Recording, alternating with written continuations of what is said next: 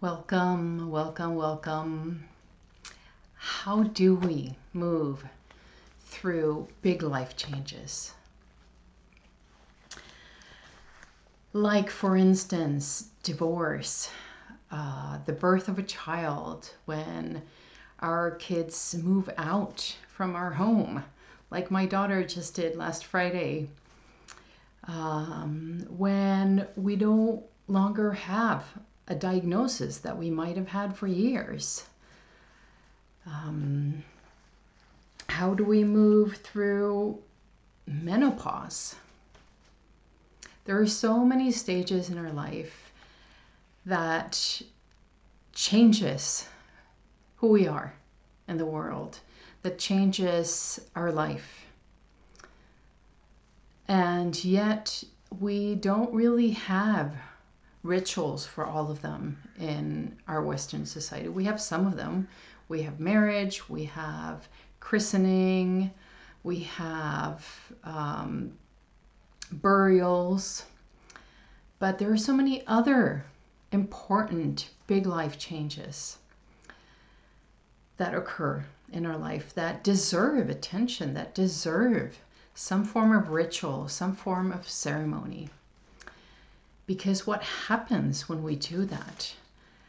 We are able to adjust with more ease to the changes. We are able to let go of things that no longer serve us. We are able to access more wisdom within ourselves. So the first thing that I think is important to do when you're in the midst of a big change, like for instance for me, when my daughter moved out last Friday. I knew this was going to happen for a while, and yet it brought up so much in me. And so the first step is acknowledging the event, acknowledging that this is happening in your life. And the second one is feeling the feels, giving space for the emotions to be a part of what's going on. For me, it was feeling the grief of her moving out, feeling the grief of the relationship that we didn't get to have before she moved out, feeling joy that she's able to stand on her own two legs, joy that she gets to live on her own and experience all of the amazing things that comes with that, and a whole bunch of other feelings that I wasn't always able to, describe what they were. And there's another thing that we can do to support this process, and that is create a ritual, create a ceremony specifically for that event. And like I said earlier, we have some rituals, marriage, christening of a child, graduation is another ceremony from high school or from university. But what about all the other ones? So I'm gonna share with you a ritual that I actually did a couple of days ago to support my transitioning. And it's a ritual that is super easy and yet very powerful, and it can be done in so many different ways. And the way you do it is, first of all, you need to set up a space for it. A space where you can be undisturbed for whatever amount of time you feel you want to give this. It can be anywhere from just 5 minutes to a whole hour.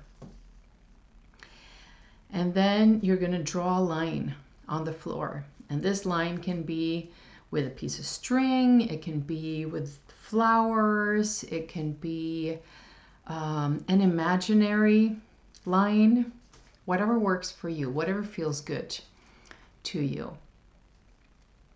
And that line symbolizes the change, the transition. And for me, it was going from being a mom, having both my kids living at home, to being a mom with one kid at home and one that's moved out. Menopause, for instance, can be before the actual stop of your last menstruation and the time after. So what you're going to do is stand in the before space and then close your eyes and then feel into what's it like being in that space before the transition actually happens. Noticing the sensations that you have in your body, the emotions that come up when you're allowing yourself to be in this space. Thoughts, memories, maybe impulses to move, to shake, to do something else, to scream, cry. There's no wrong or right here. But key is being patient, being curious, and giving time for whatever it is that needs to come through. And once you feel done with that, go ahead and step onto that line. And again, feel into what does it feel like to be in that space, in the midst of the transition. What is it that you're leaving behind? What is it that you're taking with you into this new space? What is it that is changing you by going through this transition?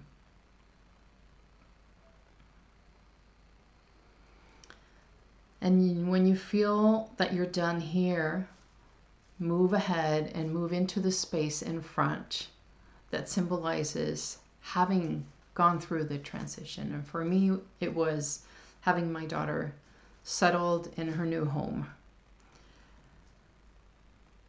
and feeling what that feels like.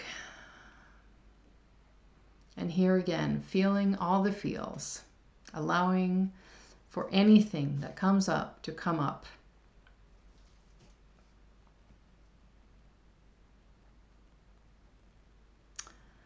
And if you're watching this on YouTube, I'm having trouble with my Wi-Fi on Instagram, which I'm recording at the same time.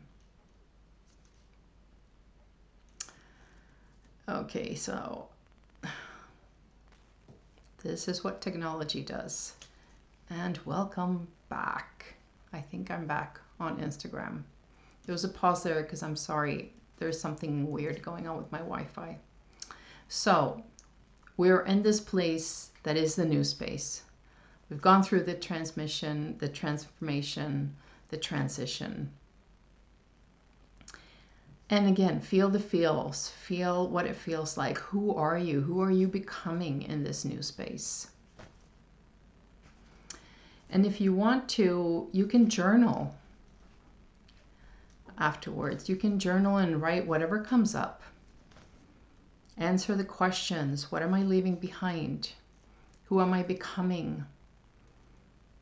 What is important? How is this changing my life? And if you want to, you can light a candle. You can imagine that you're opening a sacred space around this whole space. Whatever feels good for you. Use your imagination and be curious about what comes.